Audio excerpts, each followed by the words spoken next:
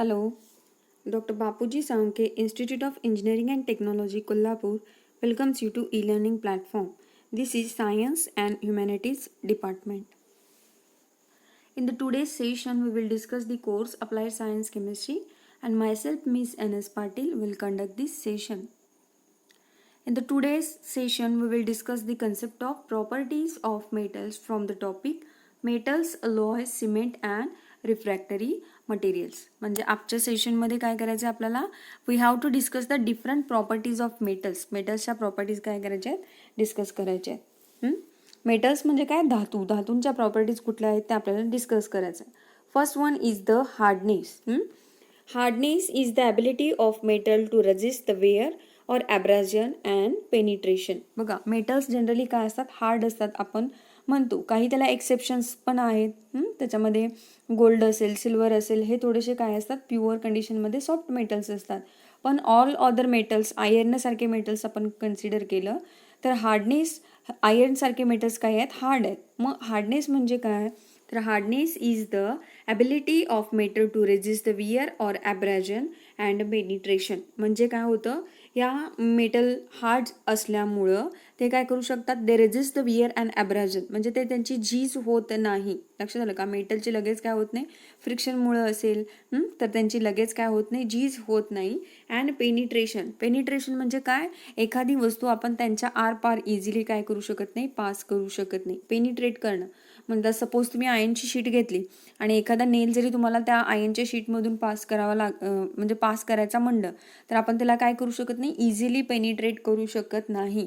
कारण मेटल्स काय असतात, हार्ड असतात. That is hardness is the ability of metal to resist wear और abrasion and penetration. Okay, next one is the ductility. Next property काय आहे, ductility आहे. बघा, it is the property by virtue of which metals can be stretched in length without breaking. That is, metals can be easily drawn into wires. बघा, ductility म्हणजे काय आहे की या प्रॉपर्टीमुळे आपण मेटल्सला काय करू शकतो, वायर्समध्ये कन्व्हर्जन करू शकतो. मेटलपासून काय करू शकतो, वायर तयार करू शकतो. दॅट इज द, त्यालाच काय म्हणलंय, ductility. It is the property by the virtue of which metals can be stretched in length.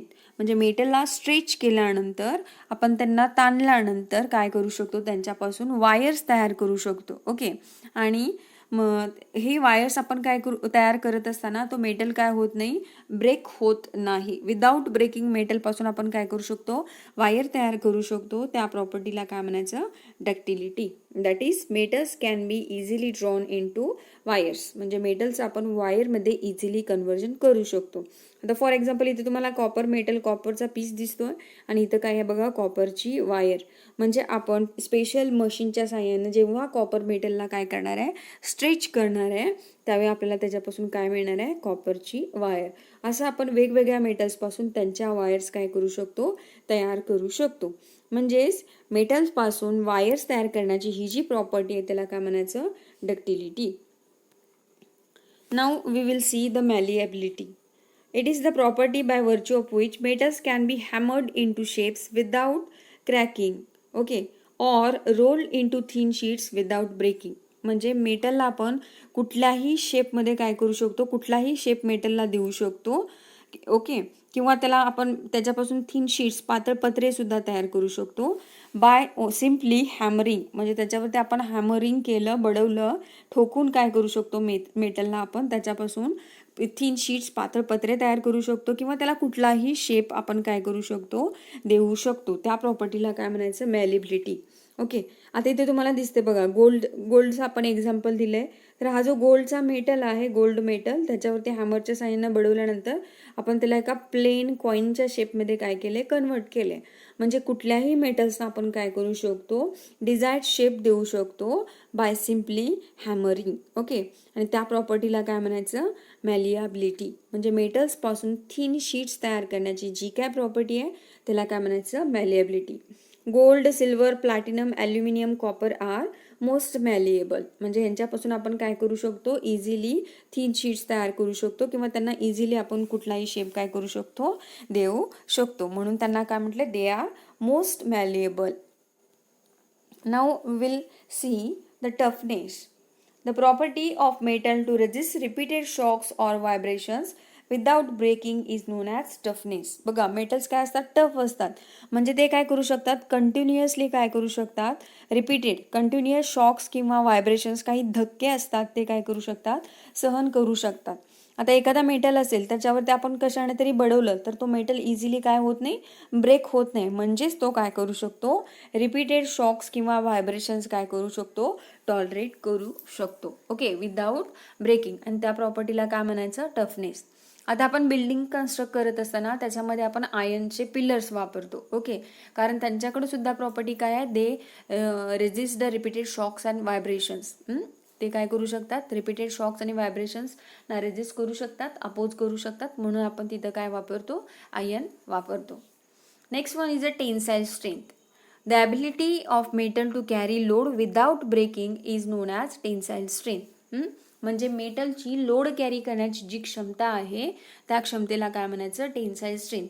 आता बघा मेटलचे रोप्स असतात, मेटलच्या चेन्स असतात, तर तिथून काय करतो आपण, one place to another place काय करू शकतो, हेवी मटेरियल्स काय करत असतो, कॅरी करत असतो.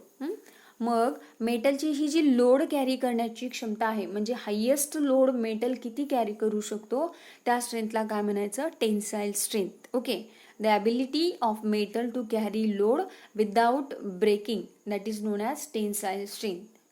नाव next is the weldability. Welding आपण म्हणजे माहिती आहे आपल्याला, आपण बघितलंय किंवा डेली लाईफमध्ये सुद्धा बऱ्याच ठिकाणी आपण वेल्डिंग करताना बघतो. तर वेल्डॅबिलिटी म्हणजे काय आहे, it is the process of uniting two pieces of metal by means of heat by bringing their ends together in a molten state. बघा वेल्डिंग करतो म्हणजे काय, आपण दोन मेटलच्या पीसेसना एकमेकांना काय करतो, जॉईन करतो, म्हणजेच काय, युनिटिंग टू पीसेस ऑफ मेटल. दोन मेटल्सना आपण एकमेकांना काय करू शकतो, जॉईन करू शकतो. मग त्यांना जॉईन करण्यासाठी आपण काय करतो, त्यांचे दोन एंड्सना हीट अप्लाय करतो.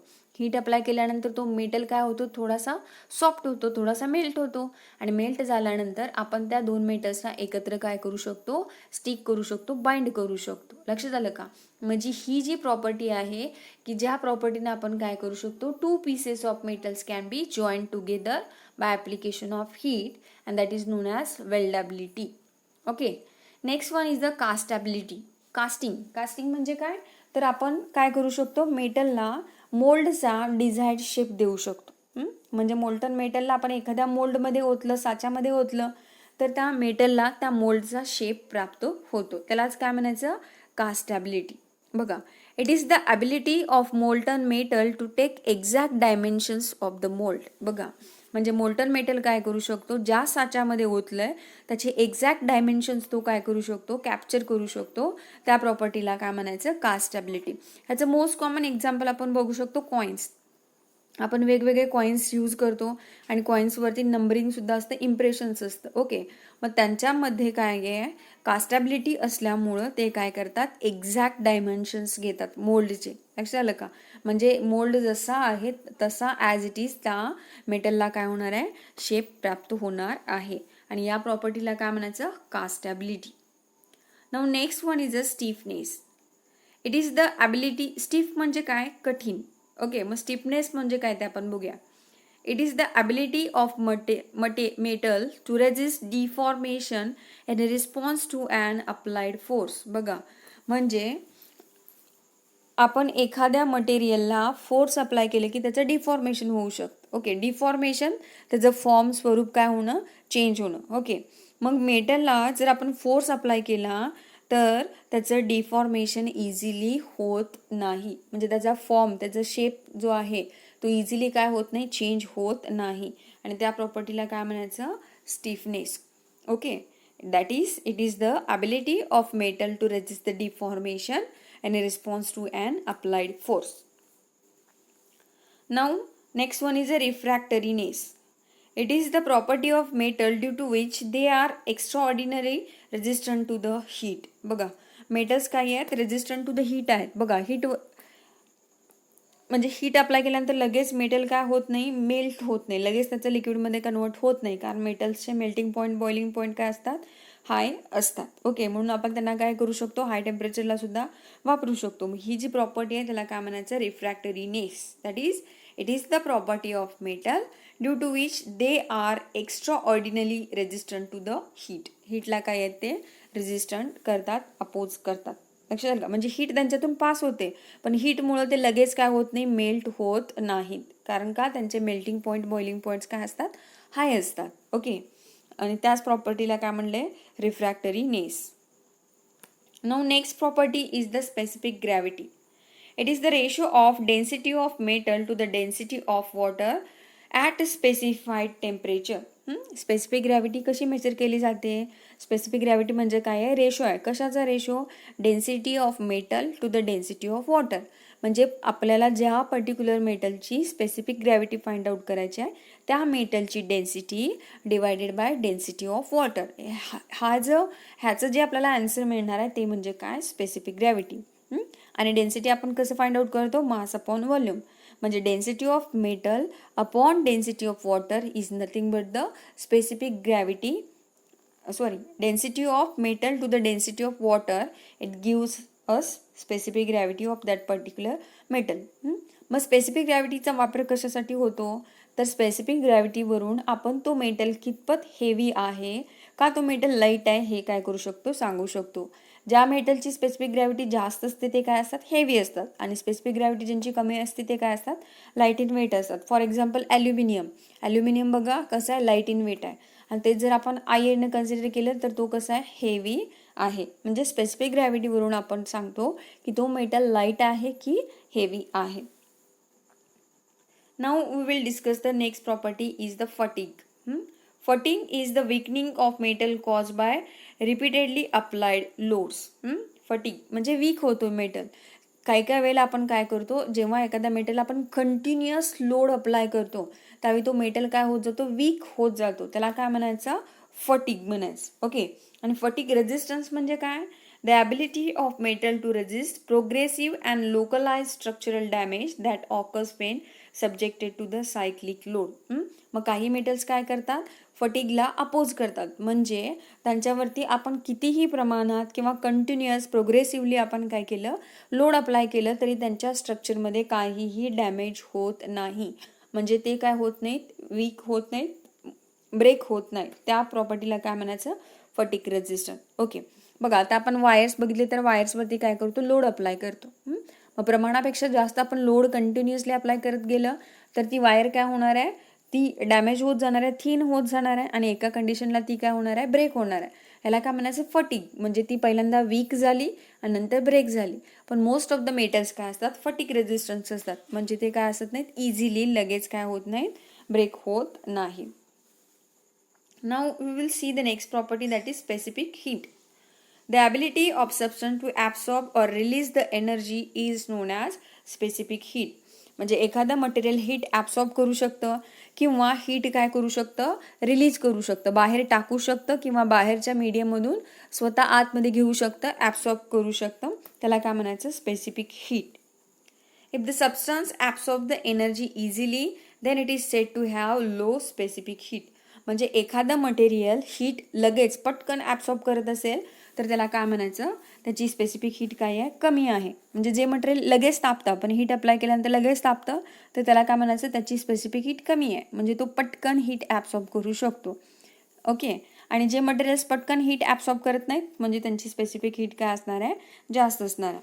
Most of the metals have low specific heat as they absorb the energy easily. बघा मेटल्स काय आहेत, पटकन बघा हीट काय करतात, ॲब्सॉर्ब करतात. म्हणजे सपोज आपण एखादं स्पून आपण फ्लेमवरती पकडलं तर थोड्या वेळाने लगेच आपल्याला त्याचं दुसरं एंड सुद्धा काय होतं, गरम लागतं. कारण का, त्यांच्यातून हीट काय होते, लगेच पास होते. ते हीट एनर्जी लगेच काय करतात, ॲब्सॉर्ब करतात. ओके. म्हणजेच काय, स्पेसिफिक हीट मेटल्सची काय आहे, लो आहे. That is they can absorb the energy easily. Okay, in this way we have studied about the properties of metal. Okay, thank you.